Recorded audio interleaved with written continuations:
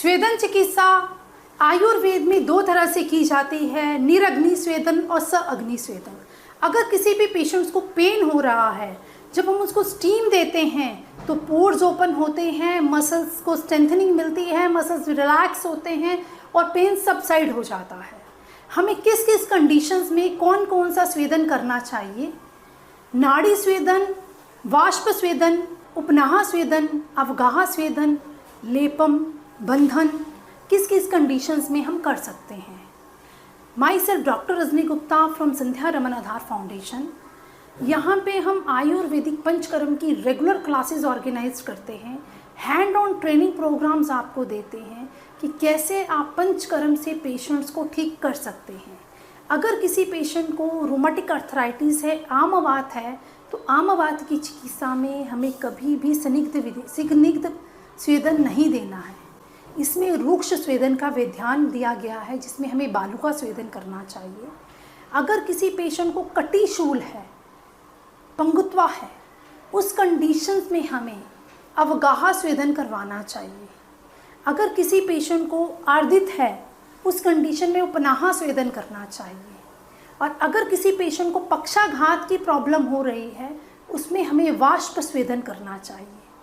अगर कास और श्वास की प्रॉब्लम्स हैं, हिक्का की प्रॉब्लम है, इस कंडीशंस में हमें प्रहस्त्र और संकर स्वेदन करना चाहिए। उपनाह स्वेदन को हम कई तरह से कर सकते हैं। इसको हम प्रदेह बांध के या बंधन के रूप में भी कर सकते हैं। किसी पेशेंट को अगर फुल बॉडी में बहुत ज़्यादा स्तब्धता हो रही है, बहुत एक्सेसिव पेन हो रहा है, अंगमर्द है, इस कंडीशन में हमें पेशेंट को बेड सुडेशन देना चाहिए।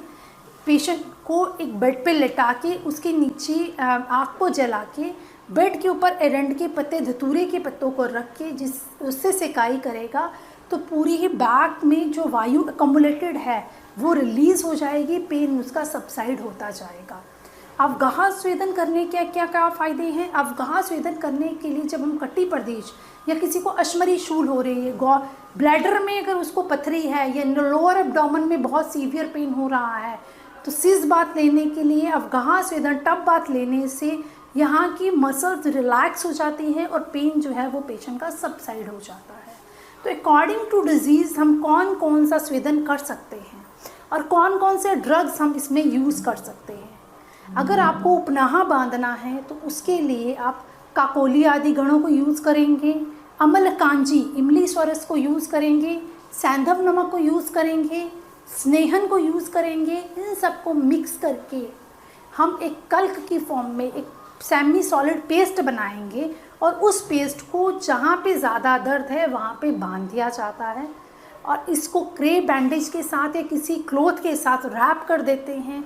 12 घंटे के बाद इसको खोला जाता है और उसको उस एरिया को गुनगुने पानी से क्लीन कर दिया जाता है। इस तरह से हम उपनाह स्वेदन को प्रैक्टिस कर सकते हैं। अगर आप ये जानना चाहते हो कि पर्टिकुलर डिजीज़ में कौन कौन से ड्रग यूज़ किए जाते हैं, कौन कौन से स्वेदन के लिए, तो नीचे दिए गए लिंक को आप सब्सक्राइब करिए, लाइक करिए और नेक्स्ट आने वाली वीडियोस ताकि आप तक पहुंच सके और पर्टिकुलर आप डिजीज़ वाइज पंचकर्मा को परफॉर्म कर सकें।